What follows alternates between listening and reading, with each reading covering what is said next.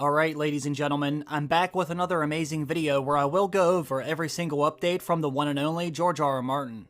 In this new video, you're going to see how often George R. R. Martin has thrown shade at Game of Thrones writers David and Dan. I think some of you will be shocked by what he did or didn't say because I know there's a lot of you who are unaware of what he said in all of these Game of Thrones updates. Now, some of you might be wondering why. Why am I making another video like this? Well, if you remember, I recently made a video about every single Winds of Winter update from George R. R. Martin. It may have been one of the greatest reminders of how he still hasn't delivered the next A Song of Ice and Fire novel. Well, now I think it's only fair that I throw some shade back at David and Dan once again. One of the most upsetting things about all of this was learning how David and Dan essentially stopped asking for any help on writing the show. In fact, George R. R. Martin revealed he no longer knew what was happening inside Game of Thrones writers' room after Season 4. That was when he said he wanted to shift most of his focus on finishing The Winds of Winter. Now, although he did admit he was the one who decided he would no longer write episodes for the show, he did not want to be shut out of everything. He still wanted to be aware of which directions they were heading in, even if they were no longer following his novels. During one of George R. R. Martin's infamous interviews, he said he was left out of the loop after Season 4. He went on to say, by Season 5 and 6, and certainly 7 and 8, I was out of the loop. When the interviewer asked him why, he simply said, I don't know. You have to ask David and Dan. Then he throws another shot at them when he said, his experience was much different while working with House of the Dragon co-creator Ryan Condal. Again, although George R. R. Martin admitted he no longer wanted to write any more Game of Thrones episodes himself, still to this day he doesn't know why David and Dan stopped involving him with the show altogether. The fact that he always says you have to ask David and Dan in regards to what was happening with the show sounds like George no longer had a say in anything. Unfortunately, these fractures in their relationship is what would lead to George R. R. Martin going on his social media and throwing more and more shade at David and Dan, even while new episodes of the show were airing on HBO. Now, before I get into everything else that was said, I have to let all of you know about this amazing new offer. I'd like to thank the sponsor of today's video, Incogni. Now, some of you might not know this, but so much of our personal information is out there all over the internet, spreading like wildfire as we're online handling our business, like taking care of our bills, banking, or even shopping for family or friends. Unfortunately, in this day and age, the likelihood of your information getting breached on the internet is always increasing. And that's because your personal information is getting shared and sold online without you even knowing about it. As someone who works on the internet every single day, this is something I take very serious. Data brokers actually collect and sell your information, including your names and aliases, social security numbers, login credentials, home addresses, phone numbers, email addresses, online activity, and so much more. All of this information is bought and sold on the internet every day, and you do not want it to fall into the wrong hands. Thanks to Incogni, this does not have to happen to you. There's hundreds of commercial databases and people search the sites that hold your information, and that number grows every year. Incogni will fight to have your personal information removed from the data brokers immediately. You might not know this, but data brokers are required to remove your information from their databases if you ask them. The only downside is this can take months or even years to do. Incogni will make sure all of this is done for you automatically. They will reach out to the data brokers on your behalf, request the data removal, and fight any objections for you. And the best thing about this is, it's all automated with their service. Unfortunately, I've had my own issues before when my identity was stolen.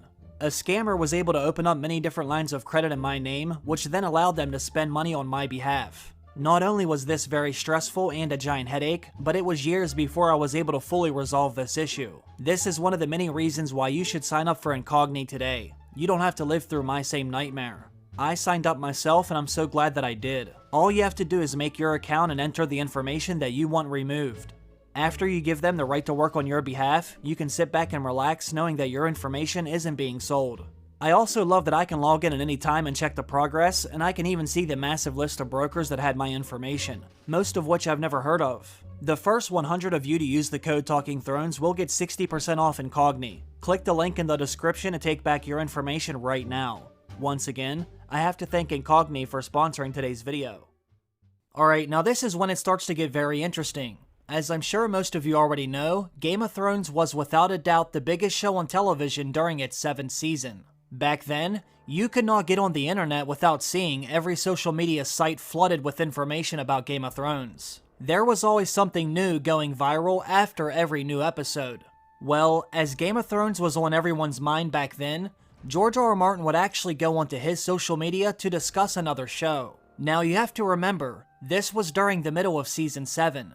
This was not in the off-season while everyone was waiting for the show to come back. Only days after Game of Thrones would air one of its biggest episodes, when Daenerys finally let her dragon loose in Westeros, George R. R. Martin instead decided to go on his social media and discuss Netflix's show. Instead of saying something about Game of Thrones, he said, "The second season of The Last Kingdom, based on Bernard Cornwell's Saxon series, was just as good as the first. I hope there will be a season 3. Now, if that isn't throwing shade at the biggest show you helped create, then I don't know what is. Imagine the creator and author going on his social media to discuss another show from another network at the height of Game of Thrones. It may or may not have something to do with him being left out of the loop. I'm sure it wasn't easy for him to watch a show head in the wrong direction when he already gave David and Dan a guideline.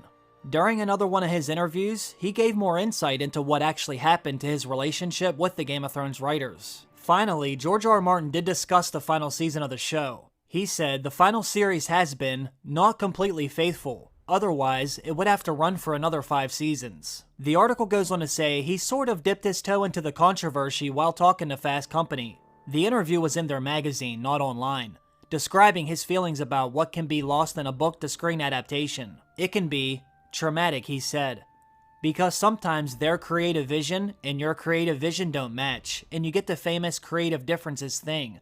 That leads to a lot of conflict. Now, we don't need him to hold our hand for us to know he must be referring to David and Dan as well. I believe this is the reason why their relationship fractured. I think it's why they no longer informed him on what was happening with the show. Unfortunately, they no longer cared what he had to say. Their minds were made up, and they wanted to go in their own new direction.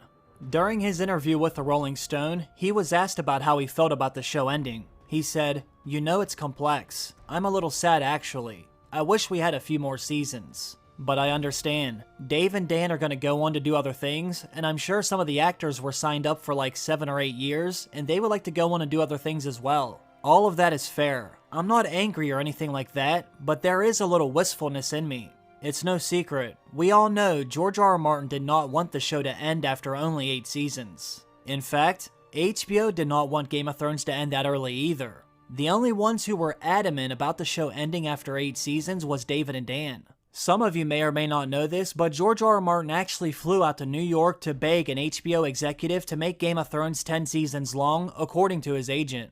HBO's hit series Game of Thrones came to an end in 2019 after delivering shortened seasons, which brought the total to 8 seasons and 73 episodes. However, the story's original creator, the author George R. R. Martin, desperately wanted 10 seasons and 100 total episodes, according to a new book. George would fly out to New York to have lunch with HBO's executive to beg him to do 10 seasons with 10 episodes each. He said it was because there was more than enough material for it, and to tell him it would be a more satisfying and more entertaining experience for the fans. As I said, George R. R. Martin and HBO's executives would have been happy with more seasons, but the showrunners David and Dan had something else in mind. George R. R. Martin also said David and Dan were done and wanted to move on. So they cut it short, and then negotiations became, how many seasons can we stretch this out? Because of course HBO wanted more. Haas added, George loves David and Dan, but after season 5, he did start to worry about the direction they were heading in because George knows where the story goes. He started saying, "You're not following my template," or his guideline. And as George was watching Game of Thrones go down in flames during its final season, he went online again to throw more shade at the writers. Once again, you have to look at the date in which this update was made. What you're about to see is what George said only days after the infamous Long Night episode. On his Not a blog, he said, "I saw the new Avengers movie last night. Endgame is amazing. Kudos to the writers and director. I cannot believe they got all those characters into one film and still managed to do them all justice. The final battle was epic, exciting, thrilling, and full of twists and turns, and strangely beautiful. But the character scenes earlier in the film really made it for me." Now, doesn't that sound like something he should have been saying about Game of Thrones' final battle? You'd think he would get all excited and hype about Game of Thrones, the biggest show on television that he did help create. Instead, he went on social media to express all those feelings about something else. And he made sure to let everyone know while the fans were making Game of Thrones go viral in the worst way after all the backlash it got after the Long Night episode. Even if he never releases The Winds of Winter or the final novel, Game of Thrones' final season will never be the real ending to me. Now, I will leave you with one final update from George R. R. Martin by giving you something to look forward to as a way to end the video. Winter is coming. I told you long ago, and so it is. The Winds of Winter is very late, I know, but it will be done. I won't say when. I've done that before, only to burn you all and jinx myself. I will finish it though, and then will come A Dream of Spring. How will it all end? I hear fans always asking. Will it have the same ending as the show, or different? Well, yes. And no, and yes, and no, and yes, and no, and yes. I am working in a very different medium than David and Dan, never forget. They only had 6 hours for the final season. I expect these last novels of mine will fill 3,000 manuscript pages between them before I'm done. And of course, the butterfly effect will be at work as well. Those of you who follow this Not-A-Blog will know that I've been discussing that since Season 1. There are characters who never made it onto the screen at all, and others who died in the show but are still alive in my novels. So if nothing else, the readers will learn what happened to Lady Stoneheart, Arianne Martell, Darkstar, Victarion Greyjoy, Aegon VI, and a myriad of other characters both great and small. Ones who the viewers of the show never had a chance to meet. And yes, there will be unicorns of a sort, my novels or the show. Which will be the real ending? It's silly, really. How about this? I'll write it, you read it. Then everyone can make up their own mind and argue about it on the internet.